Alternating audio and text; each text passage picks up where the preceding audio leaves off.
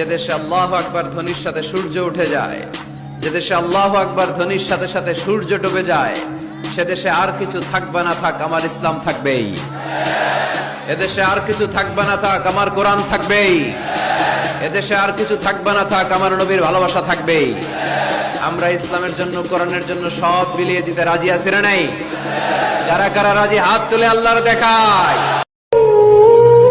এই জীবন পেয়েছিলাম রবের ইবাদত করার জন্য, কিন্তু সময় পার হচ্ছে কাগজের টুকরো কামানোর জন্য। না কাফনে রয়েছে পকেট, না কবরে আছে আলমারি। আর আশ্চর্যের ব্যাপার এটা যে মৃত্যুর ফেরেশতা ঘুষও নেয় না। التحيات لله والصلوات والطيبات السلام عليك أيها النبي ورحمة الله وبركاته السلام علينا وعلى عباد الله الصالحين أشهد أن لا إله إلا الله وأشهد أن محمدا عبده কোন জিনিস মানুষকে বেশি জান্নাতে ঢুকাবে? বিষ্ণু বললেন তাকওয়াল্লাহ ওয়া হুসনুল খুলুক।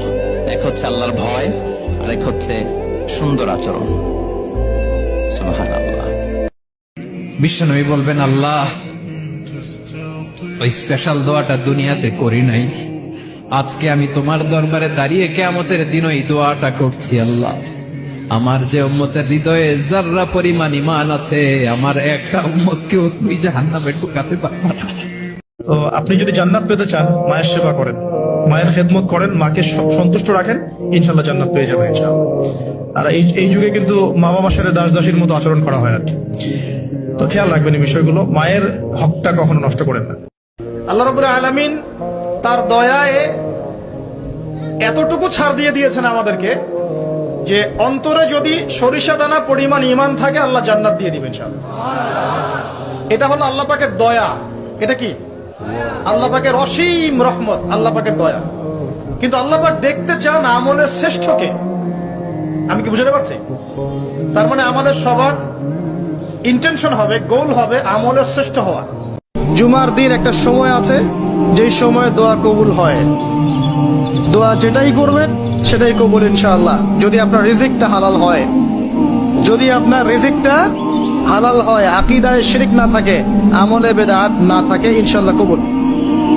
সময়টা হচ্ছে ইমাম খুতবা শুরু করার পর থেকে সালাম ফেরানো পর্যন্ত, এই সংক্ষিপ্ত সময়।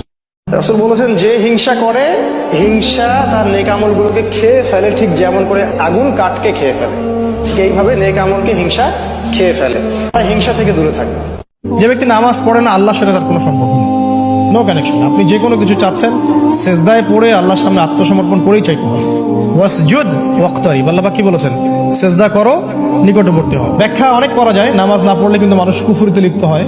যে ব্যক্তি মান তারাকা সালাতান মুতাআম্মিদান ফাকাদ কাফারা, যে ব্যক্তি সালাতকে অস্বীকার করে, ফরজ নামাজকে অস্বীকার করে, সে ব্যক্তি কিন্তু কুফরিতে চলে যায়। ঠিক আছে?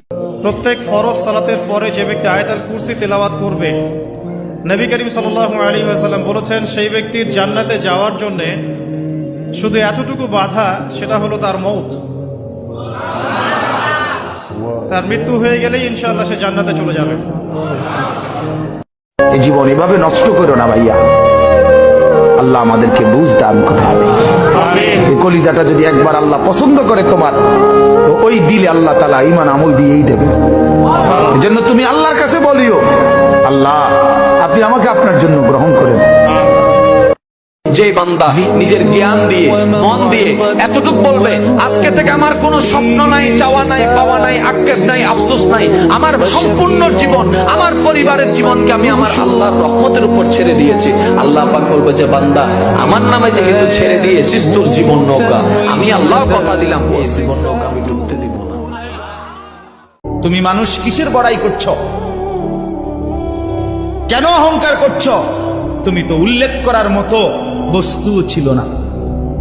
যেই ফোঁটা দিয়ে তুমি হইছ, এই ফোঁটার নামও তো মানুষে নেন, এই ফোঁটার নামও তো নেন। লজ্জা করে, শরম পায়। তুমি সেখান থেকে হইছ, মাতবুরি করো, অহংকার করো। এতভাবে বললাম বান্দা, তোর দিল নরম করতে পারলাম না। তোরে এতভাবে বললাম আমি মাফ করে দেব, তুই তারপরও আসলি না, সেজদা দিলি না। তো মনে রাখিস আমার আযাব বড় কঠিন। আমি কিন্তু তোরে কবরের প্রথম রাতেই বুঝাই দেব আমি মাওলার শাস্তি কেমন।